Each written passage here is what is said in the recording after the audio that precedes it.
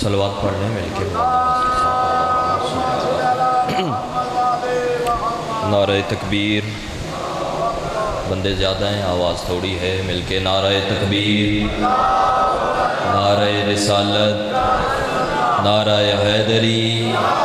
یک زباں مل کے نعرہ حیدری. حسینیت، یزیدیت، آل محمد کے دشمنوں پہ لعنت. بآواز بلند صلوات. اللہم صلی علی. اعوذ باللہ من الشیطان الرجیم. بسم اللہ الرحمن الرحیم. الحمدللہ الذی لم یسبق لہ حال حالا فیکون اولا قبل ان یکون آخرا ویکون ظاہرا قبل ان یکون باطنا. کل مسمى بالوحدت غیرہ کلیل وکل عزیز غیرہ ذلیل وکل قوی غیرہ ضعیف. والصلاة والسلام علی اشرف الانبیاء والمرسلین سید الاولین والآخرین نبینا ابی القاسم محمد وآل بیتہ الطیبین الطاہرین المعصومین الذین اذهب اللہ عنہم الرجس اہل البیت ویطہرکم تطہیرا. اما بعد فقد قال اللہ تعالی فی قرآن المجید والفرقان الحمید وقولہ الحق. بسم اللہ الرحمن الرحیم. الا بذکر اللہ تطمئن القلوب. بلند آواز کے ساتھ درود کی تلاوت کریں. سب سے پہلے دعا ہے کہ مالک اللہ آپ تمام حضرات کا اس مقدس دربار میں طاہر ذکر میں چل کے آنا مالک اپنی بارگاہ میں منظور و مقبول فرمائے. جو حاجات جو تمنائیں دعائیں خواہشات لے کے اس عزتوں والے دربار میں حاضر ہوتے ہو مالک اللہ تمام کی حاجات کو اپنی بارگاہ میں منظور و مقبول فرمائے. اور بہت بڑی دعا کہ مالک اللہ ہمیں مرنے سے پہلے قبر حسین کی زواری نصیب فرمائے. مالک اللہ وارث کے ظہور میں تعجیل فرمائے. دعاؤں کی قبولیت کی خاطر بھی ایک مرتبہ صلوات پڑھ لیں. اللہم صلی.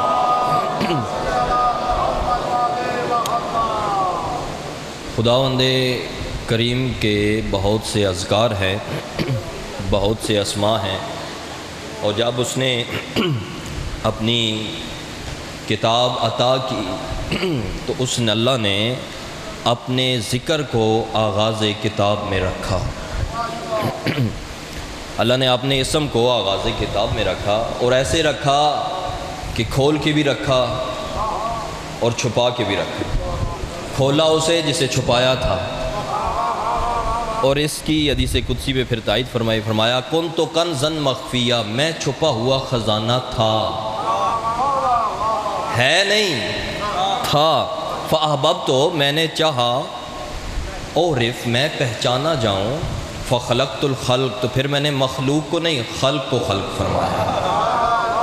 پھر میں نے خلق کو بسم اللہ سرکار خلق کو خلق فرمایا. اللہ نے آغاز قرآن میں اپنے ذکر کو رکھا. اللہ نے جب کتاب عطا کی،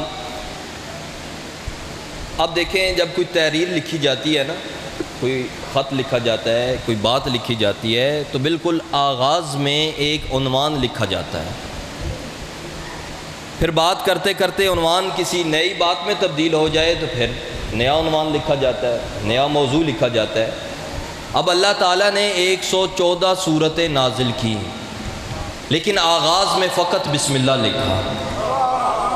یعنی وہ انفطار ہو، نساء ہو، کافرون ہو، ناس ہو، جو بھی صورت ہو، اللہ یہ کہنا چاہتا ہے اور بتانا چاہتا ہے بات کوئی بھی ہو، عنوان بسم اللہ ہے. یعنی اللہ قرآن پڑھنے سے پہلے بسم اللہ پہنچانا چاہتا ہے کہ دنیا قرآن کو سمجھے لیکن پہلے بسم اللہ کو جانے.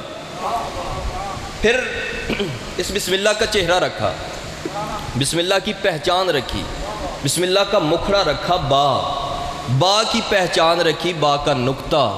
پھر اس نقطے سے کہا کہ تو بتا وہ نقطہ میں ہوں. اس سے زیادہ آسان میں نہیں کر سکتا، وہ نقطہ میں ہوں. عبداللہ ابن عباس تشریف فرما تھے، امیر المومنین بول رہے تھے اور کیا وقت ہوتا تھا، کیا لمحے ہوتے تھے جب لوگ بیٹھ کے سنتے تھے اور لسان اللہ متحرک ہوتی تھی۔ عبداللہ ابن عباس کہتے ہیں، امیر المومنین فرماتے ہیں عبداللہ ابن عباس اگر قرآن کے تمام معنی اکٹھے ہو کے کسی مکان میں پناہ لینا چاہیں نا تو اس مکان کا نام ہے سورہ یاسین، اور سورہ یاسین کے سارے معنی اکٹھے ہو کے پھر ایک نئے دروازے پہ سوالی بن کے چلے جائیں تو اس دروازے کا نام ہے سورہ فاتحہ، اور اگر سورہ فاتحہ کے تمام معنی اکٹھے ہو کے ایک نئے مکان پہ چلے جائیں کہ خدا را مجھے اپنے اندر سمولو، خدا را مجھے اپنے اندر جگہ دے دو، تو اس دروازے کا نام ہے بسم اللہ الرحمن الرحیم، اور بسم اللہ الرحمن الرحیم کے تمام معنی اکٹھے ہو کے پھر ایک نئے دروازے پہ سوالی بن کے چلے جائیں تو اس دروازے کا نام ہے بائے بسم اللہ، بائے بسم اللہ کے تمام معنی پھر دروازے پہ چلے جائیں تو اس دروازے کا نام ہے بائے بسم اللہ کا نقطہ۔ عبداللہ ابن عباس یاد رکھ، وہ بائے بسم اللہ کا نقطہ میں علی ہوں، وہ بائے بسم اللہ کا نقطہ میں علی ہوں۔ یہ سارا قرآن پلٹ پلٹ کے علی کی طرف کیوں آ رہا ہے؟ کیونکہ سرکار محمد مصطفیٰ نے فرمایا تھا کل شیء یرجع الی اصلہ، ہر شے اپنے اصل کی طرف لوٹتی ہے۔ قرآن علی کی طرف لوٹ کے بتا رہا ہے زمانے والوں یاد رکھنا مجھ قرآن کی اصل کا نام علی ہے۔ جی ہیں آپ، یہ معیار ہے آپ کا، سلامت رہے مل کے بھائی۔ حیدری یا علی علیہ السلام، مجھ قرآن کی اصل کا نام علی ہے۔ جی بسم اللہ، سلامت آپ کی دعائیں۔ یہ قرآن پلٹ پلٹ کے علی کی طرف فرمایا القرآن مع علی وعلی مع القرآن، قرآن علی کے ساتھ ہے، علی قرآن کے ساتھ ہے۔ قرآن صامت ہے، علی ناطق ہے، علی ناطق قرآن ہے۔ قرآن چپ ہے، خاموش ہے، علی بولنے والا قرآن۔ اور یاد رکھنا قرآن خاموش ہے، گونگا نہیں۔ گونگا تو چپ نہیں رہتا، گونگا جو ہے نا وہ تو شور کرتا ہے، اور شور بھی ایسا کہ جس کی کچھ سمجھ نہیں آتی، لیکن یہ قرآن خاموش ہے۔ یہ خالق عقل کا کلام ہے، تقاضۂ عقل سے خاموش ہے۔ اور پتہ ہے یہ قرآن خاموش کیوں ہے؟ یہ اپنے سے بہتر کسی بولنے والے کے احترام میں خاموش ہے۔ جی بسم اللہ، جی بسم اللہ، یہ اپنے سے بہتر کسی بولنے والے کے۔ قرآن علی کی اتباع، علی دیکھیں جو اتباع ہوتا ہے وہ پیچھے پیچھے چلنے کو کہتے ہیں۔ یہ دیکھنا ہے کہ کیا علی قرآن کی اتباع میں ہے یا قرآن علی کی اتباع میں۔ میں نے کہا قرآن علی کی اتباع میں ہے، علی آگے ہے، قرآن پیچھے ہے۔ چلے بلا لیتے ہیں، مفسرین کو بھی بلا لیتے ہیں، مجمع لگ جائے گا، دیکھ لیتے ہیں کہ اگر تو علی کا عمل ہو بعد میں قرآن کی آیت پہلے ہو تو پھر علی قرآن کی اتباع میں، اور اگر علی نے انگوٹھی پہلے دی ہو آیت بعد میں آئی ہو۔ جی بسم اللہ، جی بسم اللہ یا علی علیہ السلام، تو پھر ماننا پڑے گا کہ علی قرآن القرآن مع علی وعلی مع القرآن، پہلے قرآن علی کے ساتھ، القرآن مع علی وعلی مع القرآن۔ تو یہ قرآن علی کے ساتھ، علی قرآن کے ساتھ، الحق مع علی، حق علی کے ساتھ، علی حق کے ساتھ۔ تو یہ ایک مقام ایسا ہے کہ جہاں پہ آیت آگے ہے لیکن پیچھے علی نہیں، پیچھے رسول ہیں، اور آیت صغرا نہیں، آیت کبریٰ ہے۔ جب اللہ قرآن میں کہہ رہا ہے اسریٰ بعبدہ لیلا من المسجد الحرام الی المسجد اقصیٰ، ہم نے اپنے عبد کو مسجد حرام سے مسجد اقصیٰ تک ایک انتہائی نقطہ عروج پہ لے کے گئے، اور وہاں پہ پھر ملاقات ہوئی۔ اب مجھے نہیں پتا اندر کون تھا، اور مجھے پتہ بھی نہ چلتا اگر شام کے دربار میں سرکار حسن بادشاہ کا یہ خطبہ نہ ہوتا۔ سرکار فرماتے ہیں جو مجھے جانتا ہے وہ جانتا ہے، جو نہیں جانتا وہ پہچان لے، میں اس کا بھی بیٹا ہوں جو معراج کی رات پردے کے اس طرف تھا، اس کا بھی بیٹا ہوں جو پردے کے اس طرف تھا۔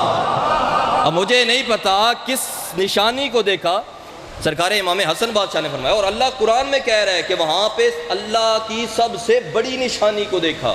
آنکھ نے دیکھنے میں غلطی نہیں کی، قرآن کی آیت ہے، آنکھ نے دیکھنے میں غلطی نہیں کی، رسول نے اللہ کی سب سے بڑی نشانی کو دیکھا۔ اور پھر کیا وہاں پہ کسی نبی کو دیکھا تھا؟ نہیں، نبی تو چوتھے آسمان پہ ملے تھے، نبی چوتھے آسمان پہ تھے، تو پھر ساتھ کون تھا؟ ساتھ جبرائیل تھے۔ چوتھے پہ گئے جبرائیل ساتھ، پانچویں پہ گئے جبرائیل ساتھ، چھٹے پہ گئے جبرائیل ساتھ، ساتویں پہ گئے جبرائیل ساتھ، چلتے چلتے مقام آیا جبرائیل رک گئے، رسول خدا نے پلٹ کے کہا آؤ نا، انہوں نے کہا کہ نہیں، آگے سدرۃ المنتہا ہے، میں آگے نہیں جا سکتا، میں نے یہیں پہ رکنا ہے۔ سرکار نے فرمایا کیوں؟ کہنے لگا بادشاہ مجھے پتہ ہے آگے آپ کا دروازہ ہے اور آپ کے دروازے پہ جھکا جاتا ہے، جھانکا نہیں جاتا۔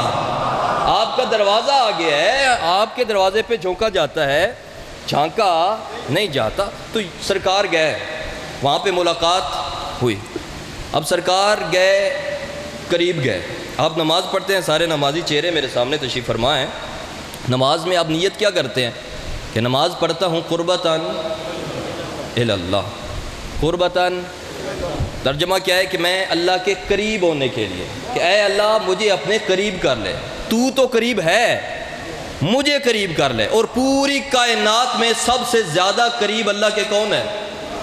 مصطفیٰ، سرکار محمد مصطفیٰ اللہ کے سب سے زیادہ قریب ہے۔ اور لیکن جب معراج پہ گئے تھے تو اندر سے آواز آ رہی تھی اور قریبا، اور قریبا، اور قریبا، اور قریبا۔ جب بالکل قرب کی انتہا نہ رہی، پھر اللہ نے مصطفیٰ کے ہاتھوں پہ اس کا ہاتھ دے دیا جس کے بعد کی انگلی پکڑ کے محمد گلیوں میں چلتا تھا۔ یہ معراج ہے، یہ معراج ہے۔ آپ مصلی پہ آتے ہیں اور رسول خدا کا فرمان ہے الصلاۃ معراج المومن، نماز مومن کی معراج کا نام ہے۔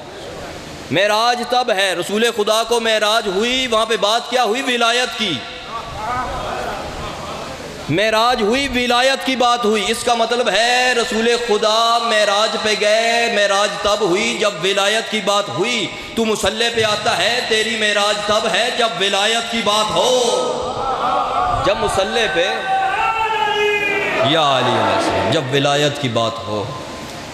بس اسی ولایت کو بچانے کی خاطر حسین کربلا میں بہنوں کو لے کے چلا گیا۔ آج 4 محرم، بس رونے کے لیے ایک فکرہ ہی کافی ہوتا ہے۔ آج 4 محرم ہے، پیچھے 5 دن رہ گئے، بس اسی بات کا دکھ ہے۔ دن 5 ہیں، جنازے 72 ہیں، دن 5۔ اور یہ 72 جنازے پتہ ہے کون سے ہیں؟ یہ وہ جنازے ہیں جو مورخ نے لکھے، یہ وہ جنازے جو مورخ نے دیکھے اور لکھے، لیکن وہ جنازے جو کربلا سے شام تک اونٹوں سے گرے ہیں وہ مورخ نے نہیں لکھے۔ ماں سواری پہ ہو نا، گاڑی میں ہی بیٹھی ہو ماں، چند ماہ کا، چند سال کا بچہ گود میں بیٹھا ہو نا، بچہ پکڑے نہ پکڑے ماں سنبھالتی ہے بچے کو، ماں سنبھالتی ہے۔ اور جس ماں کے ہاتھ گردن کے پیچھے بندھے ہوں، اونٹوں پہ سوار تھی مائیں، پلان نہیں تھے۔ صاحب سفر شام نے اپنی کتاب میں لکھا کہ یہ جو اونٹوں والے تھے نا، یہ اونٹوں کو دوڑاتے تھے اور ان کے ہاتھ خالی نہیں تھے، ان کے ہاتھوں میں تازیانے تھے۔ صاحب سفر شام نے لکھا وہ تازیانہ اونٹ کو مارتے تھے، آدھا تازیانہ اونٹ کو لگتا، آدھا بچے کو لگتا، بچہ وہیں پہ شہید ہو جاتا۔ مائیں صرف اتنا پڑھتی تھی اِنَّا لِلَّهِ وَإِنَّا إِلَيْهِ رَاجِعُونَ۔ جی بسم اللہ۔